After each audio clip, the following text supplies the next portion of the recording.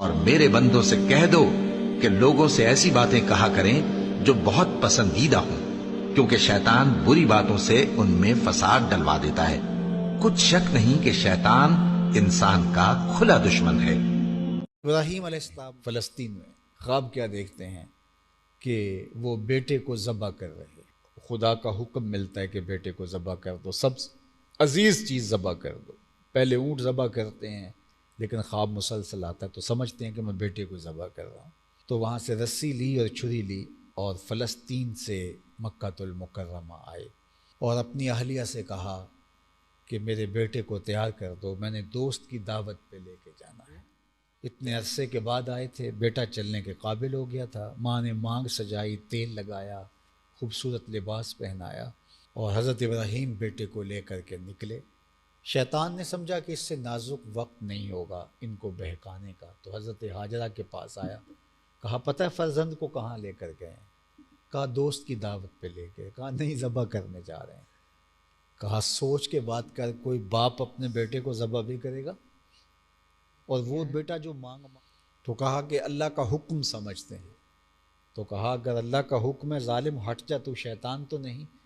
ہاجرہ کی گود میں ایک اسماعیل ہے، کاش 1000 اسماعیل بھی ہوتے تو خدا کے حکم پہ قربان کرے۔ اللہ اکبر۔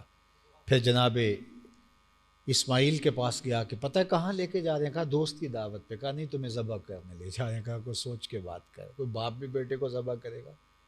ان کی آنکھوں میں پیار کی آباد کائنات تو دیکھو، جب وہ مجھے دیکھتے ہیں تو کیا شہد ٹپکتا ہے ان کی نگاہوں سے، تو وہ مجھے ذبح کریں گے۔ کہا اللہ کا حکم سمجھتے ہیں۔ تو کہا اسماعیل کے بدن میں ایک جان ہے، 1000 جانیں بھی ہوتی تو قربان۔ پھر جناب ابراہیم کے پاس جا کے کہتے ہیں ابراہیم اللہ کو راضی کرنے کے اور تھوڑے طریقے ہیں، ضرور بیٹے کو ذبح کرنا ہے، اور بھی طریقے ہیں اللہ کو راضی کرنے کے، تو وہ اٹھا کے پتھر مارتے ہیں، کنکر مارتے ہیں۔ تو یہ جو 3 جمارات ہیں، ان تینوں جگہوں پر ورگلانے کی کوشش کی، تو انہوں نے بھگا دیا ان کو۔ اللہ کی وادی میں پہنچتے ہیں اور جا کر کے اپنے بیٹے کو کالا یا بنیا، اے میرے بیٹے، انی ارا فی المنام، میں نے خواب دیکھا ہے، انی اذبحک، کہ میں تجھ کو ذبح کر رہا ہوں، فانظر ماذا تری، اب تو بتا تیری رائے کیا ہے۔ میں نے تو خواب دیکھا ہے، میں نے تو یہ کرنا ہے، لیکن اب تم بتاؤ، تم اس میں شامل ہو سکتے ہو، تمہاری اپنی رائے کیا ہے؟ تو یہ سن کے کہ مجھے ذبح کیا جائے گا، اوسان خطا ہو جاتے ہیں، لیکن یہ فیضان نظر تھا یا کہ مکتب کی کرامت تھی؟ سکھائے کس نے اسماعیل کو آداب فرزندی؟ اللہ اکبر۔ بیٹا کہتا ہے قال یا ابت تفعل ما تؤمر، جو حکم ہے کر گزریے، صرف ذبح بھی کیا، جو بھی حکم ہے کیجیے، رہی بات میری، ستجدنی ان شاء اللہ من الصابرین، آپ دیکھیں گے صبر کر کے دکھاؤں گا۔ لیکن کہا کہ میرے بدن کو باندھ لیجئے، رسیوں سے جکڑ لیجئے، کہیں ایسا نہ ہو کہ شدت درد سے تڑپوں، حکم کی تعمیل میں تاخیر ہو جائے، اور آپ اپنی آنکھوں پر بھی پٹی باندھ لیجئے، بیٹے کا منمونہ چہرہ آپ کے سامنے آئے، اور اللہ کے حکم کی تعمیل میں کہیں یہ پیار آڑے نہ آ جائے، تو اپنی آنکھوں پہ پٹی بھی باندھ لیجئے۔ حضرت ابراہیم اپنی آنکھوں پہ پٹی باندھ لیتے ہیں اور بیٹے کے بدن کو رسیوں سے جکڑ لیتے ہیں۔ اب قرآن نے وہ سارا منظر بیان کیا ہے۔ فلما اسلما، جب دونوں راضی ہو گئے، کس بات پہ؟ باپ ذبح کرنے پہ راضی ہو گیا اور بیٹا ذبح ہونے پہ راضی ہو گیا۔ جب دونوں نے اللہ کے حکم کو تسلیم کر لیا، اسلام اسے کہتے، اسلما کے لفظ ہے۔ اسلام من مانی کا نام نہیں ہے، اللہ رسول کے حکام کی پیروی کا نام ہے، اور وہ حکم کتنا ہی سخت کیوں نہ ہو، کتنا ہی نفس کے اوپر شاق کیوں نہ ہو، اس سے بڑا کوئی شاق نفس کے اوپر حکم ہو سکتا ہے کہ باپ کو کہا جائے کہ تو نے ذبح کرنا ہے، اور بیٹے کو کہا جائے تو نے ذبح ہونا ہے، اور دونوں اس بات پر کوئی توجیہ نہیں کر رہے، کوئی راستہ فرار کا تلاش نہیں کر رہے، کوئی اس کے لیے ہیلا بہانہ نہیں کر رہے۔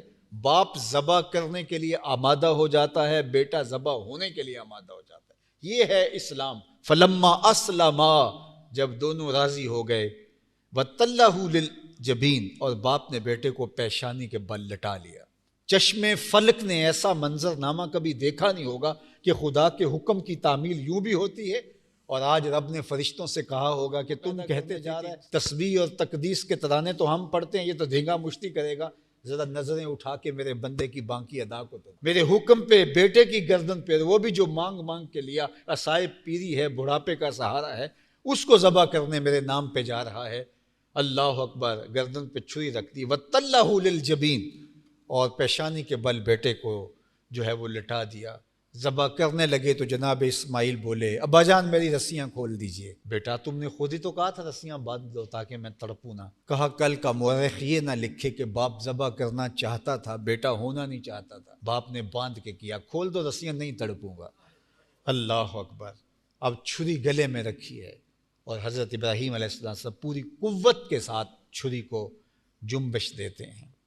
یہ کہنا بھی آسان ہے، سننا بھی آسان ہے، لیکن ذرا تصور کیجئے یار کوئی سبزی کاٹتے بیٹا یا بیٹی کے ہاتھ پہ چھری لگ جائے تو لگتا یہ ہے کہ جس طرح یہ کلیجے پہ لگی ہے، اور یہ گردن پہ چھری باپ نے رکھی ہے، منا کی وادی ہے، اور بیٹے کو ذبح کرنے کا ارادہ ہے اور بیٹا بھی اس کے لیے آمادہ ہے، اور پوری قوت کے ساتھ چھری کو پھیر دیتے ہیں، لیکن چھری ایک بال بھی نہیں کاٹتی۔ اللہ اکبر۔ پاس پڑے پتھر پہ چھری کو زور سے مارا اور ساتھ کہا لما تقطع یا سکین، تیرا کام کاٹنا ہے۔ تو چھری بولی الخلیل یامرنی والجلیل ینہانی، خلیل مجھے کاٹنے کا کہتا ہے، رب جلیل کہتا ہے خبردار ایک بال بھی کاٹا۔ چھری تیرا کام تو کاٹنا ہے۔ عرض کی کہ مالک نے مجھے منع کر دیا ہے، آگ کا کام بھی تو جلانا تھا، جس نے آگ کو جلانے سے روکا تھا آج اسی نے مجھے کاٹنے سے روک دیا۔ چلو جان چھوٹ گئی، یہ بھی تو راستہ نکالا جا سکتا تھا، لیکن کہا شاید کوئی دل میں نرمی پیدا ہوگی، رب ناراض ہو گیا اور چھری کو منع کر دیا۔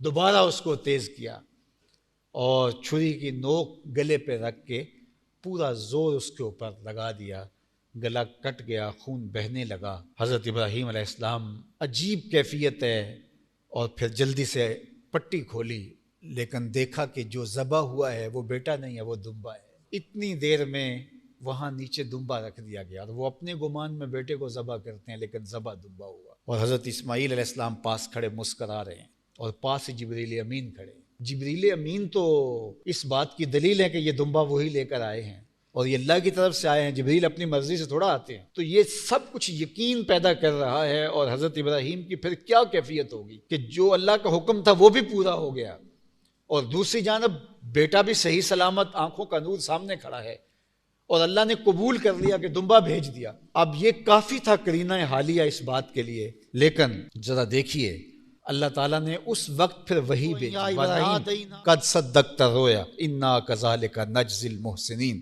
اس وقت جب دمبا ذبح پڑا تھا، جبریل پاس کھڑے تھے، اسماعیل مسکرا رہے تھے، ادھر پٹی کھلی اور منظر دیکھا اور تیقن تھا کہ یہ قبولیت ہے، لیکن ادھر سے وحی کا نور چمکنے لگا اور آواز ابراہیم بس بس تم نے واقعی خواب پورا کر دکھایا۔